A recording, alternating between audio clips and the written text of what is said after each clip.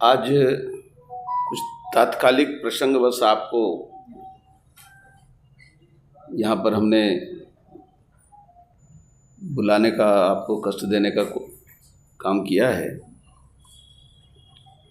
Bharatiya Janata party चुनाव को बहुत ही सहज ढंग से लेती है और हमारी जो पंच निष्ठा है भारतीय जनता पार्टी की, उसमें से हमारी दूसरी सबसे महत्वपूर्ण निष्ठा है लोकतंत्र की। और इसलिए जब झारखंड के विधानसभा चुनाव का परिणाम आया था तो मैंने आप लोगों के माध्यम से सहज ढंग से उस परिणाम को स्वीकार भी किया था और उसके अनुसार अपनी भूमिका को आगे तय करने का भी ऐलान किया था। हम नहीं चाहते हैं कि लोकतंत्र में टकराहट हो। सकारात्मक सहयोग की भूमिका विपक्ष से भी और सत्ता पक्ष से भी हम महसूस करते हैं, होना चाहिए। महाराष्ट्र में भारतीय जनता पार्टी की बहुमत की सरकार बन रही है, 2/3 से अधिक बहुमत आई है। पूरे देश के लोग आज महाराष्ट्र के परिणाम से अचंभित हैं, लेकिन वहाँ बहुत ही सहज ढंग से सामाजिक जीवन चल रहा है। आज बहुत दुख के साथ मुझे इस बात को कहना पड़ रहा है कि झारखंड मुक्ति मोर्चा और कांग्रेस के जो समर्थक हैं, इस चुनाव में जो परिणाम आया है उसके बाद या तो वो अहंकार से चूर हो गए हैं, परिपूर्ण हो गए हैं और लोकतंत्र को कलंकित करने की कोशिश कर रहे हैं। पिछले 3 दिनों से चुनाव परिणाम 23 को आया, उसी दिन रात से लेकर आज 26 तारीख है, हमने इंतज़ार किया 2 दिनों तक कि शायद खुशी के माहौल में हुड़दंगबाजी करते हुए और दूसरे को अपमानित करने की घटना थम जाएगी। लेकिन लगातार झारखंड मुक्ति मोर्चा और कांग्रेस के लोग अलग अलग स्थानों पर प्रदेश में अराजकता पैदा करने की कोशिश कर रहे हैं।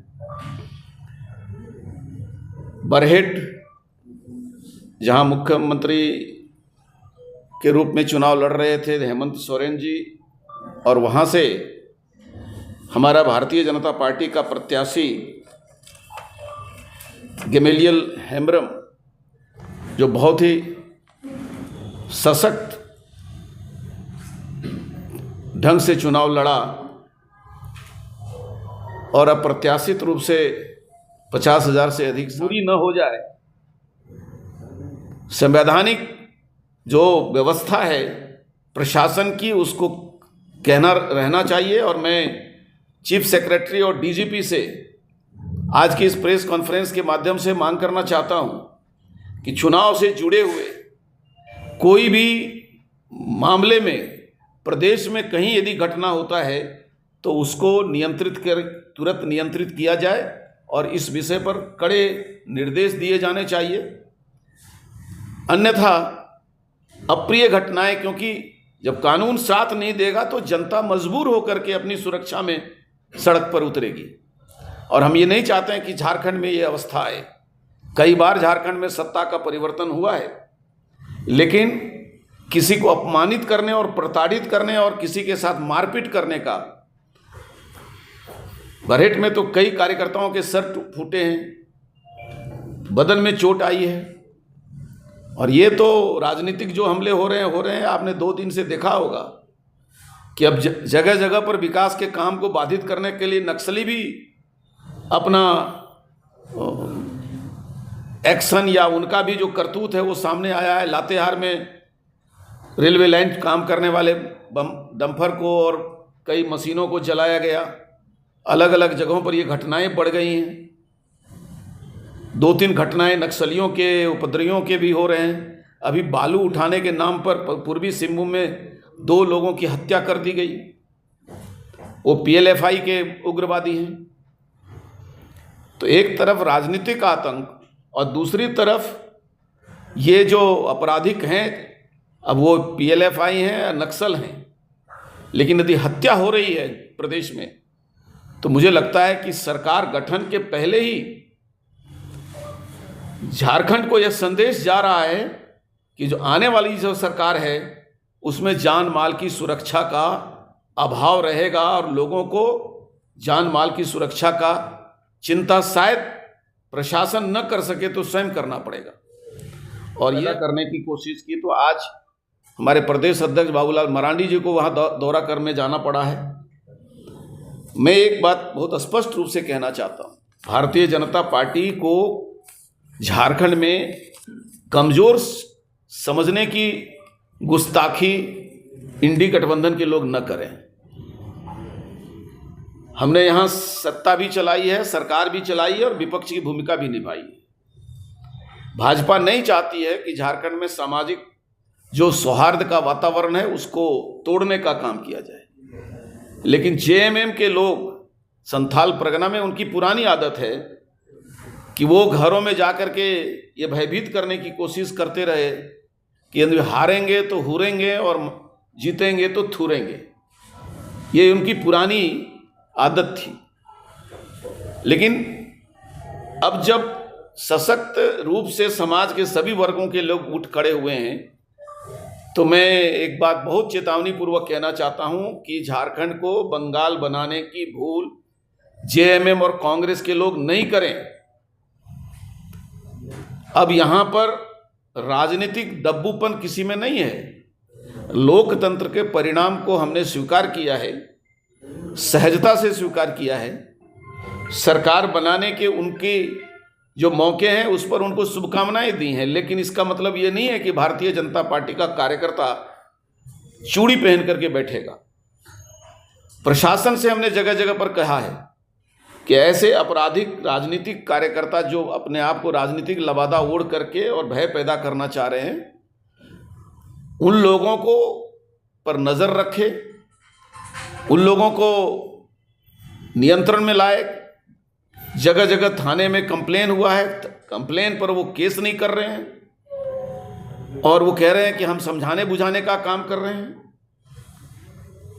तो आज मैं इस बात को कहना चाहता हूं कि या तो प्रशासन ऐसे जो राजनीतिक उपद्रवी हैं उनके ऊपर नियंत्रण स्थापित करे। कभी भी किसी भी क्षेत्र में इस प्रकार की घटनाएं जो देखने को मिल रही हैं अप्रिय हो सकती हैं, क्योंकि बर्दाश्त करने की एक सीमा होती है। और के घर के परिवार के साथ में अपमानित करने का कोशिश किया गया। उसी प्रकार सुशील शर्मा चाकुलिया का है, उसके साथ भी।